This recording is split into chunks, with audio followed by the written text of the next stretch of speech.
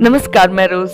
आज से मैं आप लोगों को साजू जॉन मैथ्यू द्वारा लिखी किताब जॉर्ज मुलर एक अद्भुत प्रार्थना योद्धा पढ़कर सुनाने वाली हूँ। आज से कुछ दिनों तक आप अपने बहुमूल्य समय में से थोड़ा समय इस बुक को सुनने के लिए जरूर हटा कर रखिएगा। मेरी गारंटी है कि आप लोगों को पछतावा नहीं होगा। ये बुक आपके आत्मिक जिंदगी को थोड़ा और मजबूत करने में जरूर मदद करेगा।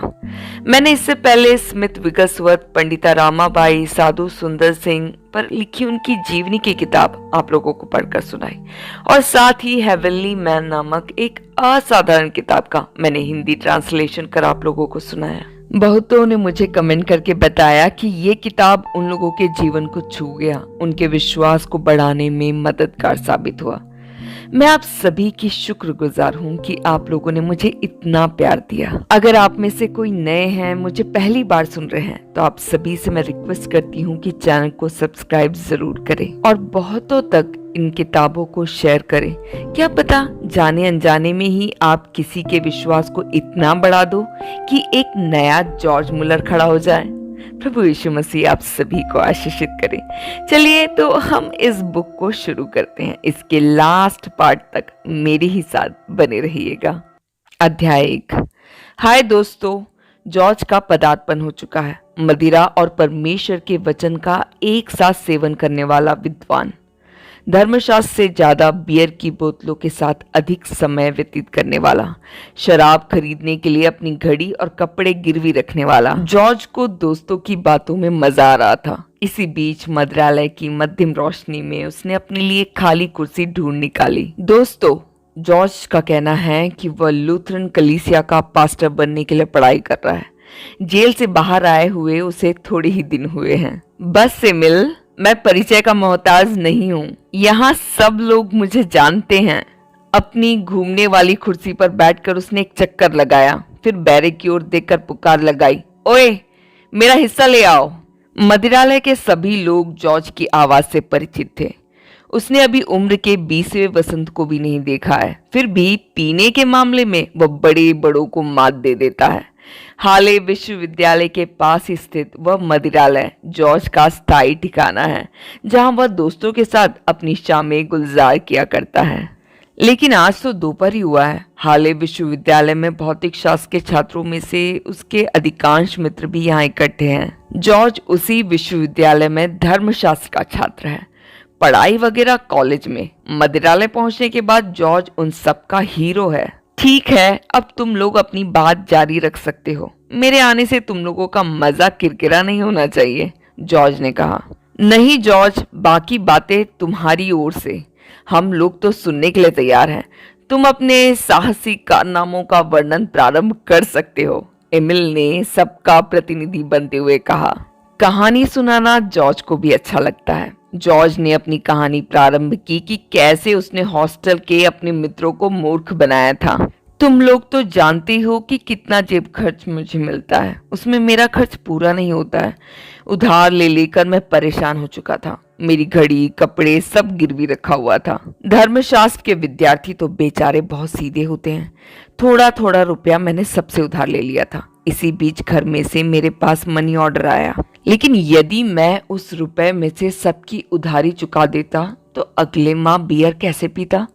इसलिए मैंने एक जोरदार योजना बनाई। दोस्तों को बुलाकर मैंने उनसे कहा कि घर से पैसा आ गया है और मैं जल्द ही सबकी उधारी चुका दूंगा। मैंने उन्हें रुपया दिखा भी दिया।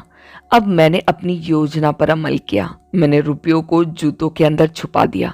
फिर मैंने यह कहकर रोना शुरू किया कि मेरा रुपया खो गया है। मेरा रोना सुनकर सब दौड़े चले आए। सब मिलकर मेरा रुपया खोजने लगे, लेकिन वह ऐसे कैसे मिलता। चूंकि सबने रुपया पहले ही देख लिया था, इसलिए किसी को मुझ पर शक ही नहीं हुआ। वे एक एक कर आकर मुझे सांत्वना देने लगे। जॉर्ज, तुम परेशान मत हो, मेरा रुपया मत देना, समझ लो तुमने चुका दिया। आखिर धर्मशास्त्र के विद्यार्थी है, दया कैसे नहीं करते। बेचारे जॉर्ज को अगले एक माह का खर्च भी तो चलाना है। सबने मिलकर मेरे लिए चंदा किया। इस प्रकार पूरा उधारी भी चुक गया। घर से जो पैसा आया था वो जूतों में और चंदे का पैसा जेब में। जॉर्ज अब एक महीना आराम से बियर पी सकता है। कहो कैसी रही। दोस्तों को जॉर्ज की कहानी अच्छी लगी। उन्होंने मेज थपथपाकर अपनी खुशी का इजहार किया। जॉर्ज, अब अपनी जेल वाली कहानी भी तो सुनाओ ना, एमिल ने आग्रह पूर्वक कहा। जॉर्ज ने सोचा कि शायद कहानी सुनने के बाद मुफ्त में एक बोतल बियर मिल जाए। 4-5 वर्ष पहले की बात है। जॉर्ज ने अपनी कहानी प्रारंभ की। वूफन ब्यूटन में ब्राउन्सवेग राजाओं का जो महल था उसे होटल बना दिया गया था। मैं कुछ दिन वहां जाकर ठहर गया। क्या राशि जिंदगी थी। आखिर जब बिल आया तो मेरे हाथ पांव फूल गए। पैसे तो थे नहीं। मैंने खिड़की से कूदकर भागना चाहा, किंतु सुरक्षा कर्मियों की नजरों में पड़ गया। आखिर पुलिस आई। बिना मेरी ओर देखे वे मेरा परिचय लेने लगे। देखते भी कैसे, मैं तो सिर झुकाकर खड़ा था। नाम, उन्होंने पूछा। जॉर्ज मुलर। उम्र 16। जन्म तारीख 27 सितंबर 1805। जन्म स्थान क्रोपनस्टोड, प्रशिया। यहाँ बढ़िया राजसी ठाट बाट था, है ना? हाँ, लेकिन देने के लिए पैसे नहीं है ना? आगे ये कहानी वह अभिनय करके बताने लगा। कहानी का अंतिम हिस्सा एमिल ने सुनाया। फिर 4 हफ्ते जेल में बिताना पड़ा। अंत में पिताजी ने पैसे देकर छुड़ाया। घर लाकर अच्छी तरह पिटाई की, है ना? वह यह कहानी कई बार सुन चुका था। वे तो एक सरकारी नौकर है, उनकी बुद्धि नहीं है, इसलिए तो उन्होंने मेरी पिटाई की। जॉर्ज का आक्रोश फट पड़ा। उसके पिताजी वास्तव में चुंगी लेने का काम करते थे। जेल से घर पहुंचने के बाद की घटनाओं का वर्णन जॉर्ज स्वयं करने लगा।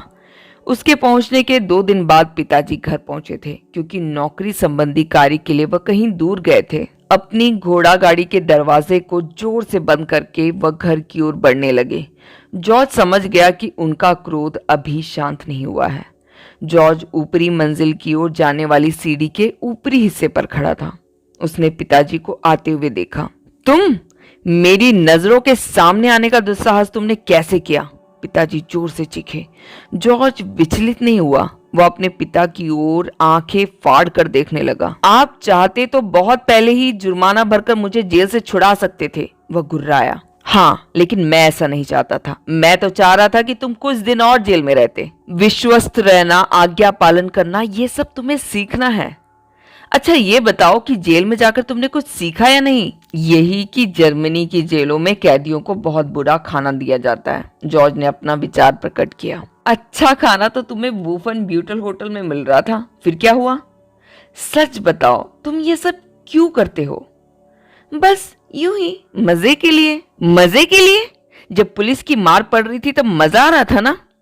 अब तो कम से कम बातें मानना सीखो। पिताजी जॉर्ज के चेहरे की ओर देखने लगे, किंतु उसके चेहरे पर एक रिक्तता के अलावा कुछ नहीं था। अभी तो तुम 16 साल के हो। अचानक जॉर्ज के पिताजी क्रोधित हो उठे और बेत उठाकर उसे बुरी तरह मारने लगे। यह तुम्हें सिखाएगा, वह बुदबुदाते रहे। जॉर्ज खड़े खड़े मार खाता रहा, किंतु उसके अंदर का विद्रोही स्वभाव आसमान तक बढ़ गया।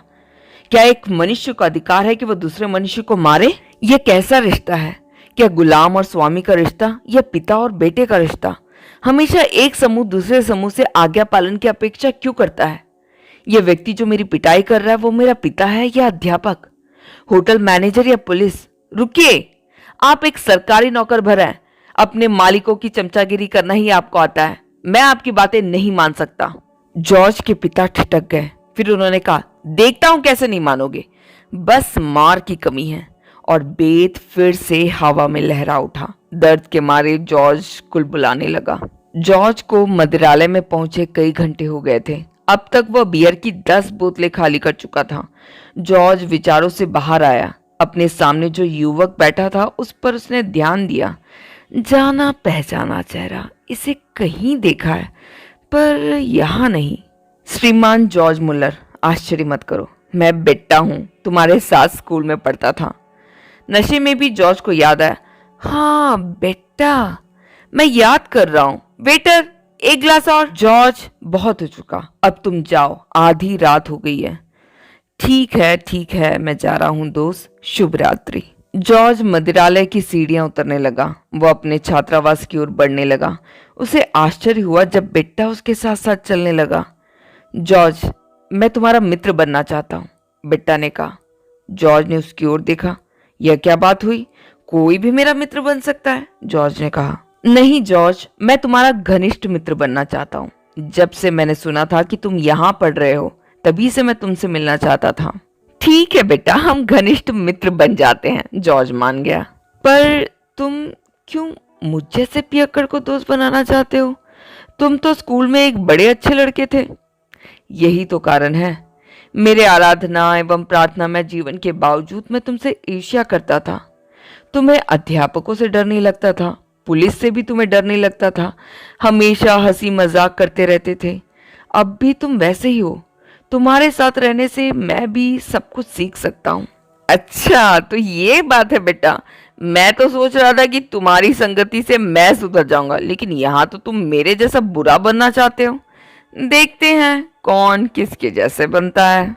जॉर्ज, तो तुम सुधरना चाहते हो, है ना? चाहता हूं बेटा। अभी तो मैं अध्ययन कर रहा हूं, लेकिन अध्ययन के बाद मैं किसी कलीसिया का पास्टर बन जाऊंगा। किंतु उससे पहले मुझे अपनी बुरी जिंदगी छोड़नी होगी। यही नहीं बात अधूरी बेटा ने उसे अपनी बात पूरी करने के लिए उभारा। मैं जिंदगी से तंग आ गया हूं। मैं वास्तव में सुधरना चाहता हूं। जॉर्ज ने बेटा की ओर देखा। जॉर्ज की आंखों में सच्चाई की झलक थी।